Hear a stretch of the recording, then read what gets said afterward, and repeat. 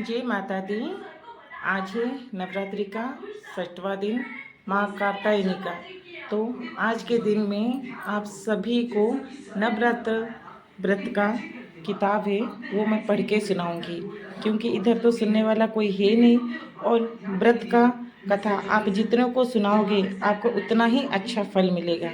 इसलिए मैं आज ये व्रत का किताब पढ़ के सबको सुनाती हूँ।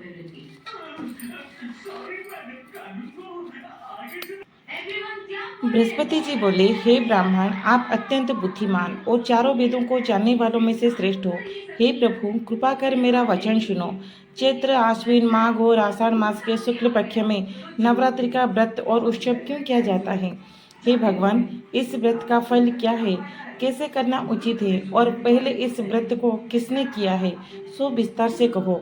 बृहस्पति जी का ऐसा प्रश्न सुनकर ब्रह्मा जी कहने लगे, हे बृहस्पति, प्राणियों के हित करने की इच्छा से तुमने बहुत ही अच्छा प्रश्न किया है।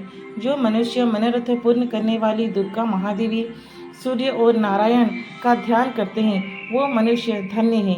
यह नवरात्रि व्रत कामनाओं को पूर्ण करने वाला है। इसके करने से पुत्र चाहने वाले को पुत्र, धन चाहने वाले को धन, विद्या चाहने वाले को विद्या और सुख चाहने वाले को सुख मिल सकता है। इस व्रत को करने से रोगी का रोग दूर हो जाता है और कारागार में पड़ा हुआ मनुष्य बंधन से छूट जाता है। मनुष्य के तमाम आपत्तियां दूर हो जाती है और उसके घर में संपूर्ण संपत्तियां आकर उपस्थित हो जाती है। बंध्या और काक बंध्या के इस व्रत के करने से पुत्र हो जाता है। समस्त पापों को दूर करने वाले इस व्रत के करने से ऐसा कौन सा मनोरथ है जो सिद्ध नहीं हो सकता? जो मनुष्य इस अलौभ्य मनुष्य देह को पाकर भी नवरात्र का व्रत नहीं करता है वो माता पिता से हीन हो जाता है, अर्थात उसके माता पिता मर जाते हैं और अनेक दुखों को भोगता है। उनके शरीर में कुष्ठ हो जाता है और अंगों से हीन हो जाता है। उसके संतानोत्पत्ति नहीं होती है। इस तरह वह मूर्ख अनेक दुखों भोगता है। इस व्रत को ना करने वाला निर्दयी मनुष्य धन और धान्य से रोहित हो भूख और प्यास के मारे पृथ्वी पर घूमता है और गूंगा हो जाता है।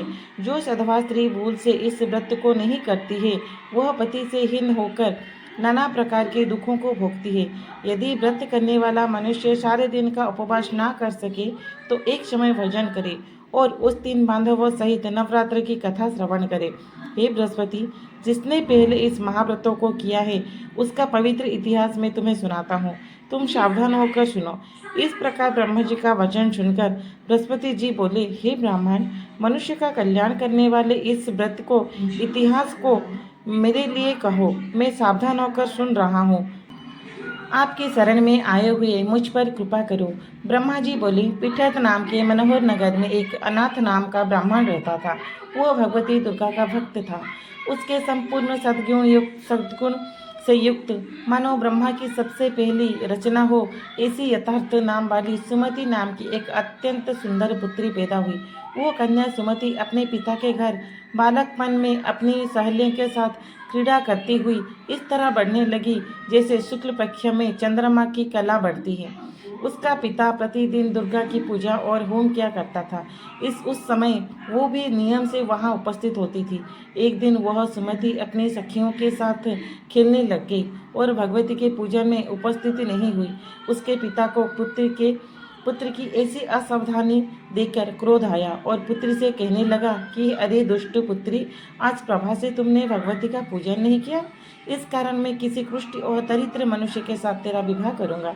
इस प्रकार पिता के वचन सुनकर सुमति को बड़ा दुख हुआ और पिता से कहने लगी, हे पिता, मैं आपकी कन्या हूँ, मैं आपके सब तरह से अधीन हूँ। जैसी आपकी इच्छा हो मेरा विवाह कर सकते हो, पर होगा वही जो मेरे भाग्य में लिखा है। मेरा तो इस पर पूर्ण विश्वास है। मनुष्य ना जाने कितने मनोरथों को चिंतन करता है, पर होता वही है जो भाग्य में विधाता ने लिखा है, तथा जो जैसा करता है उसका फल भी उस कर्म के अनुसार ही मिलता है। क्योंकि कर्म करना मनुष्य के अधीन है, पर फल देवों के अधीन है। जैसे अग्नि में पड़े हुए तृणादि उसको अधिक प्रदीप्त कर देते हैं, उसी तरह अपनी कन्या की निर्भयता से कहे हुए सुनकर उस ब्राह्मण को अधिक क्रोध आया। तब उसने अपनी कन्या का कन्या का एक कुष्ठी से विवाह कर दिया और अत्यंत क्रुद्ध हो कहने लगा कि जाओ जाओ, जल्दी जाओ, अपने कर्मों का फल भोगो, देखें भाग्य पर रहकर क्या करती है। इस प्रकार से कहे हुए पिता के कटु वचनों को सुनकर सुमति मन में विचार करने लगी कि ओहो, मेरा बड़ा दुर्भाग्य है जिससे मुझे ऐसा पति मिला। इस तरह अपने दुख पर विचार करती हुई सुमति पति के साथ वन में चली गई और भयावह कुशायुक्त जगह पर उन्होंने वह रात बड़े कष्ट से व्यतीत की। उस गरीब बालिका की ऐसी दशा देखकर भगवती पूर्व पुण्य के प्रभाव से प्रकट होकर सुमति से कहने लगी कि हे दीन ब्राह्मणी, मैं तुम पर प्रसन्न हूँ। तुम जो चाहो वरदान मांग सकती हो। मैं प्रसन्न होने पर मन वांछित फल देने वाली हूँ। इस प्रकार भगवती दुर्गा का वचन सुन ब्राह्मणी कहने लगी कि आप कौन है जो मुझ पर प्रसन्न हुई हो? यह सब मेरे लिए कहो और अपनी कृपा दृष्टि से मुझ 3 दासों को कुर्तहत करो। ब्राह्मणी का ऐसे वचन सुनकर देवी कहने लगी कि मैं आदिशक्ति हूँ और मैं ही ब्रह्मा, विद्या और सरस्वती हूँ। मैं प्रसन्न होने पर प्राणियों का दुख दूर कर उनको सुख प्रदान करती हूँ। हे ब्राह्मणी, मैं तुम पर पूर्व जन्म के पुण्य के प्रभाव से प्रसन्न हूँ। तुम्हारे पूर्व जन्मों का वृत्तांत सुनाती हूँ। सुनो, तू पूर्व जन्म में निषाद की स्त्री थी और अति पतिव्रता थी। एक दिन तेरे पति निषाद ने चोरी की। चोरी करने के कारण तुम दोनों को सिपाहियों ने पकड़ लिया और ले जाकर जेल खाने में कैद कर दिया। उन लोगों ने तुम्हें और तुम्हारे पति को भोजन भी नहीं दिया। इस प्रकार नवरात्र के दिन में तुमने ना कुछ खाया और ना ही जल पिया, इसलिए 9 दिन तक नवरात्र का व्रत हो गया। हे ब्राह्मणी, उन दिनों में जो व्रत हुआ उस व्रत के प्रभाव से प्रसन्न होकर तुम्हें मन वांछित वस्तु दे रही हूँ। तुम्हारी इच्छा हो सो मांगो। इस प्रकार दुर्गा के कहे वचन सुनकर ब्राह्मणी बोली कि अगर आप मुझ पर प्रसन्न हैं तो हे दुर्गे, आपको प्रणाम करती हूँ। कृपा कर मेरे पति के कोढ़ों को दूर करो। देवी कहने लगी कि उन दिनों में जो तुमने व्रत किया था उस व्रत के 1 दिन का पुण्य अपने पति का कोढ़ों दूर होने के लिए अर्पण करो। मेरे प्रभाव से तेरा पति कोढ़ों से रोहित और सोने के समान शरीर वाला हो जाएगा। ब्रह्मा जी बोले। इस तरह देवी का वचन सुनकर वो ब्राह्मणी बहुत खुश हुई और पति की निरोगी करने की इच्छा से ठीक है ऐसे बोली। तब उसके पति का शरीर भगवती दुर्गा की कृपा से कुष्ठहीन होकर अति कांतियुक्त हो गया, जिसकी कांति के सामने चंद्रमा की कांति भी क्षीण हो जाती है। यह वह ब्राह्मणी पति की मनोहर देह को देख देवी को अति पराक्रम वाली समझकर स्तुति करने लगी। हे दुर्गे, आप दुर्गति को दूर करने वाली, तीनों जगत का संताप हरने वाली, समस्त दुखों को दूर करने वाली, रोगी मनुष्य का निरोगी करने वाली, खुश होने पर मन वांछित वस्तु देने वाली और दुष्ट मनुष्य का नाश करने वाली हो। तुम ही जगत की माता और तुम ही पिता हो।